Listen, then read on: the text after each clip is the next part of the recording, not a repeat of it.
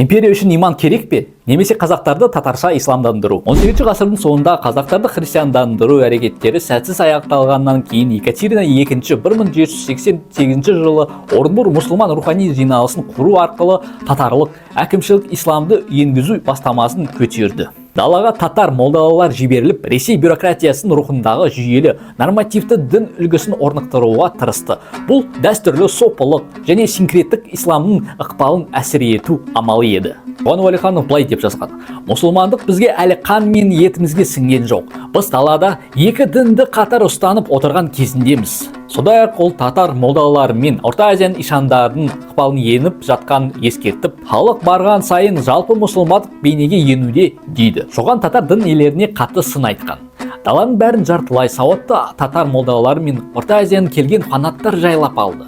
Бұл сауатсыз халықтың ең төменгі түрі. Осылайша нақты айырмашылықты байқауға болады. Қазақ даласының синкреттік исламы икемді, бейімделген тәңіршілдік, шамандық, адат және сопылық элементтерді қамтыған. Бұл догмаға негізделмеген, халық санасына терең сенбеген рухани жүйе. Татар молдаларының әкімшілік исламы билік тарапына үстемдікпен енгізілген, бюрократиялық қолдауға ие, бірақ жергілікті дәстүрге жат және бақылау құралы ретінде қабылданған дін үлгісі. Екатерина II бұл саясаты тұрақты діни мономәдениет қалыптастырмады. Керісінше қайшылықтарды күшейтті.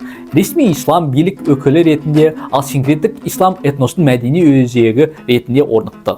Бұл қосарланған мұра Қазақстанда бүгінгі күнге дейін сақталып отыр. Институционалданған суннизмнен бастап халықтың сенімдер мен сопылық тәжірибелерге дейін. Ал сіздер қалай ойлайсыздар? Бұл саясат қазақтардың рухани болмысына қалай әсер етеді? Өз пікіріңді комментарийде қалдыр, жазуды ұмытпа.